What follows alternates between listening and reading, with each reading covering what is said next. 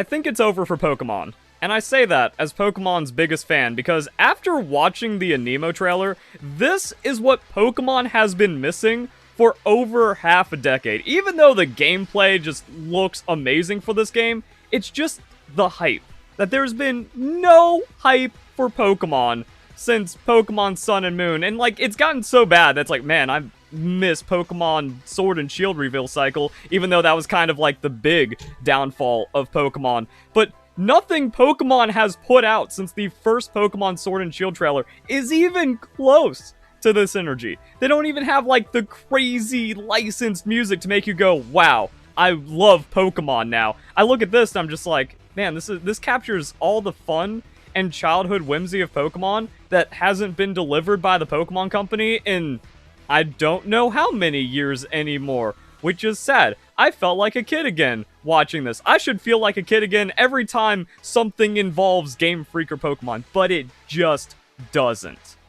And it's like, man, Game Freak doesn't even have to do gameplay this flashy and impressive and fun because I enjoyed Pokemon Sword and Shield. I love Pokemon Let's Go. That's my second favorite Pokemon game because it felt like a true Pokemon adventure. And Scarlet and Violet, we got open world. It was objectively held back by the Nintendo Switch being underpowered by 2017 standards, but they still gave it to us and the gameplay worked. But the big problem with that is like, oh, yeah, cheaters ruined the entire aspect of Pokemon. So honestly, like, Pokemon dies if Wolfe Glick isn't banned for Pokemon Champions. Like, that is just the fact right now.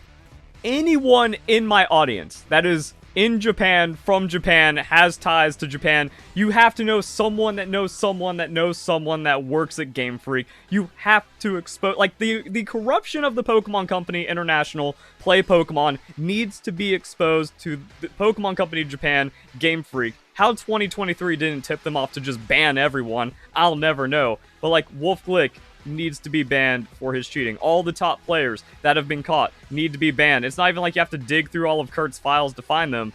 They have the disqualifications. They have Worlds 2023. They also have the rumored North American International Championship where they did the hat check in 2023. Well, the entire top 8 was cheating and would have been disqualified, but then you have no event. That also means like you have everyone's team data, run it through the new hack check. If you get caught at regionals, 2-year ban, minimum. If it's your first time getting caught at Worlds 2023, 3-year ban. If you any repeat offender, permaban. That's it, GG. And then you have to make examples out of people like Wolf. 25th Invitational, 25th Anniversary Invitational. The Pokemon Company said, yo, let's bring in some of our highest performing players of all time. And Wolf couldn't even respect the Pokemon Company enough to bring legal Pokemon to the 25th Anniversary Invitational. Wolf hates Pokemon. He is only here to be evil by stealing prize money and opportunity from others, and then lying about anyone that catches his proven cheating. Does the Pokemon Company know about this? Does Game Freak know about this? Because if they did, this seems like the ultimate disrespect in Japanese culture. That's just like, yeah, you're banned forever. We'll turn a blind eye to the other 10 years of cheating, but Wolf can't even be legitimate for a single moment to be respectful of the Pokemon Company for inviting him out for the 25th anniversary event, a major milestone inside of Pokemon. Because it's really all about Pokemon Champions. If Pokemon Champions doesn't deliver, then there's not going to be any reason to play Pokemon, especially with this garbage like Pokemon Legends ZA, which doesn't feel like Pokemon. I think that's the big problem. There's no heart in Pokemon. There's no hype. There's no spirit of Pokemon right now from the Pokemon Company because they just allow cheaters and have zero integrity in the competitive scene. But then the games just feel wrong, where it's like, oh, instead of getting the Kalos remake we deserve, that we only got 1 year inside of Kalos. We got 2 years in Omega Ruby and Alpha Sapphire, and that was a remake of a game we already spent many years inside of. So we never got to fully enjoy Kalos. And now that we have open world possibility on the Nintendo Switch or Nintendo Switch 2, now we get a small city that's only a 5 GB file size. And then the gameplay inside of it is just the garbage of Pokemon Legends Arceus, where, yay, we have frustrating catching and sneaking mechanics, and then a battle system, which is just like the most anti-Pokemon thing ever. This really brings me back to like Generation 5, where interviews show that Generation 5 was so awful because it was a soft reboot of Pokemon for the younger audience, and that's like, oh, that's why it sucks. That's why there weren't any existing Pokemon in Black and White. That's why we have the most baby story and uninteresting gameplay and progression throughout it. But now, this, like, encourages blindsiding trainers in a battle royale. Like, that doesn't... This is, like, the least Pokemon thing ever. And then, the combat. The combat is a complete joke because you have to move your trainer to drag your Pokemon around. And then there's actually, like, no skill expression. You're like, oh, you use Dig to dodge the opponent's move. And then you got the Mega Evolution, you also have, like, all these other things, but it's just so... It's like, this seems like the worst way to implement live Pokemon combat. And then games like Palworld already dumpster Pokemon. Then we get this new thing with Aniimo, it's like, wow, how did they make creature fighting combat a million times better than Pokemon Legends ZA? Like, how, like, that, it's just like...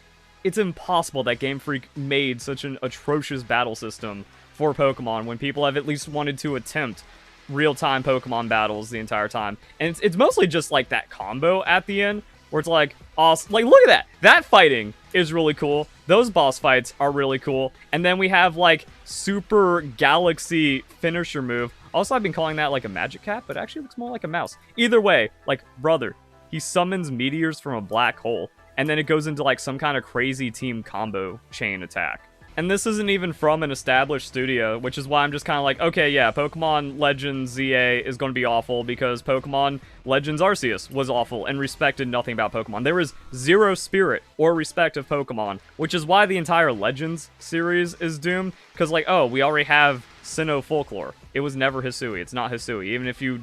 time frame, it's like the 1800, like mid 1800s or something, which I think was even in the Game Freak Giga Leak that was like the target time frame.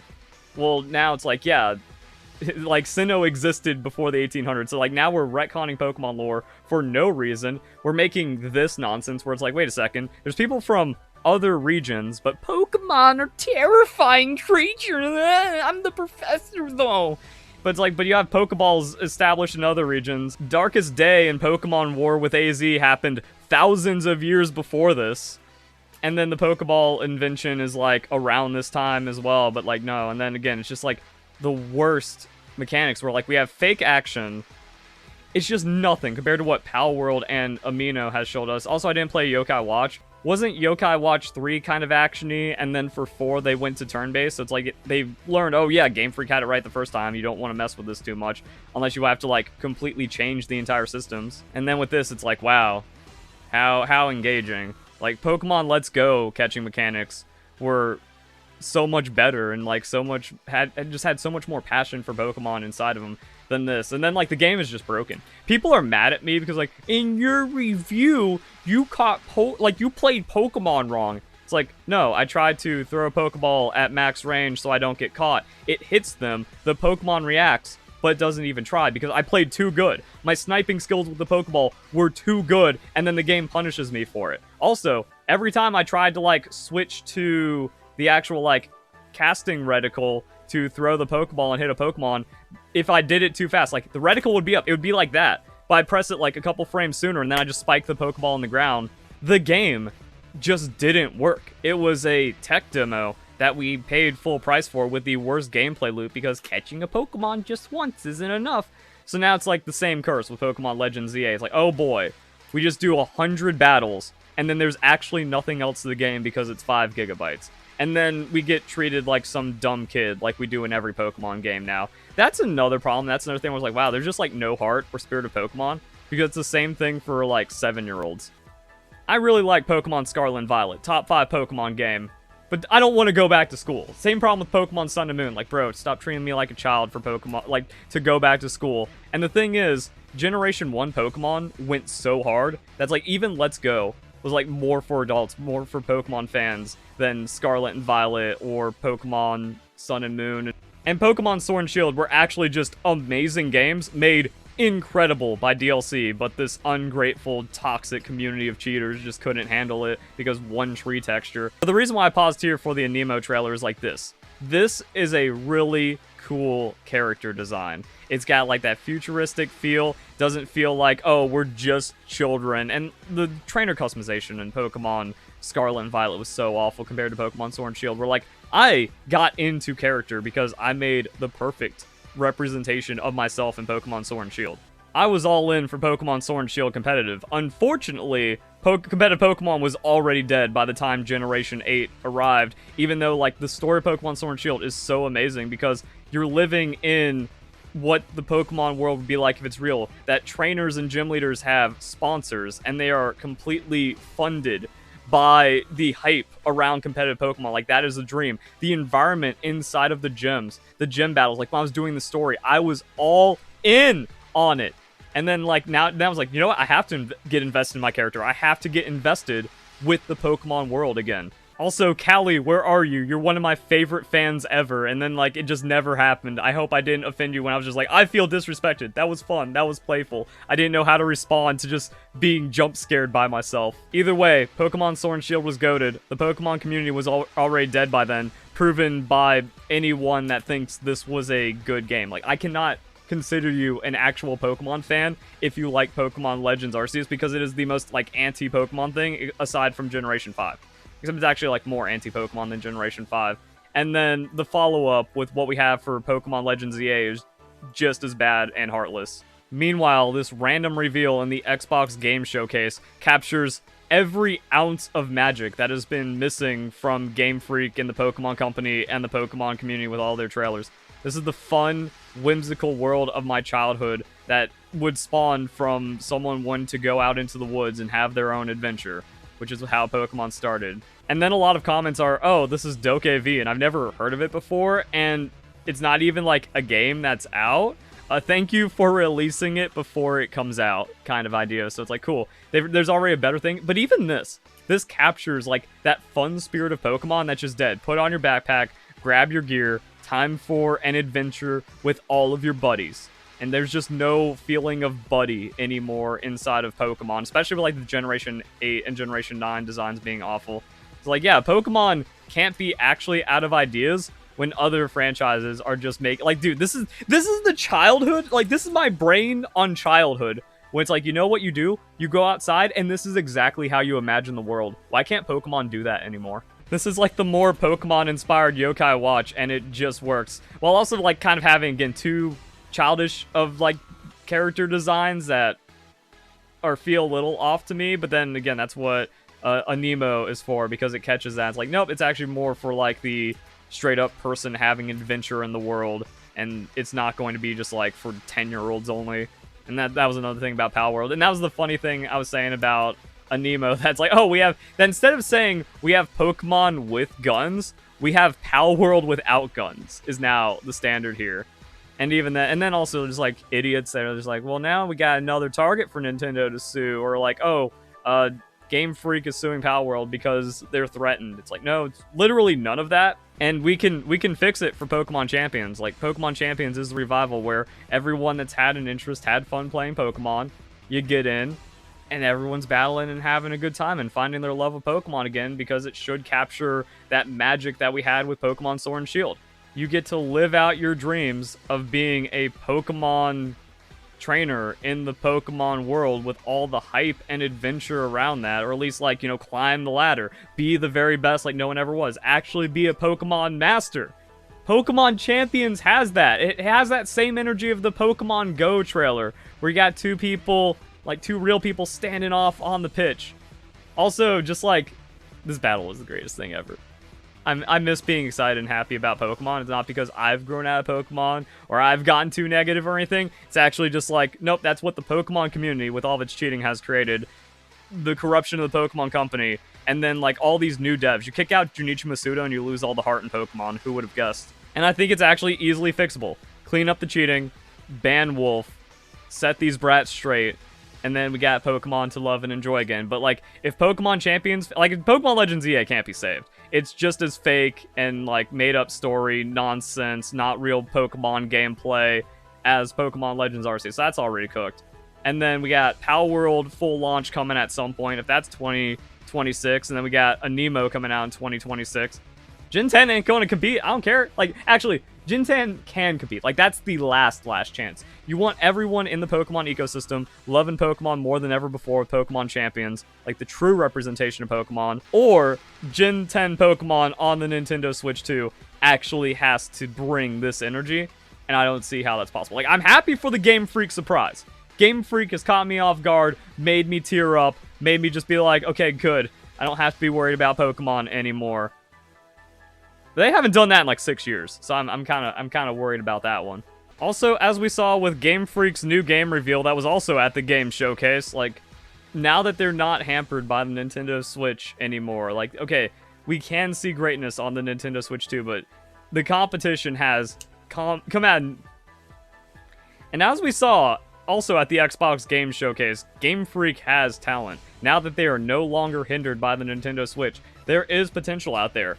The problem is just being too timid against cheaters, just kind of like that crumbling of integrity inside the company. But also all the horrible Pokemon designs and new leadership at Game Freak, I don't think they can do it, especially with like how high the bar has become overnight with Palworld and Aniimo, and then depending on where you are with what game and what development cycle, like Game Freak's 2 years behind, and they gotta have something next year, and that's not good. And even though Pokemon Sword and Shield was good, we peaked in 2016, and that's not good. God, 9 years ago, over 9 years ago. こちらをご覧ください。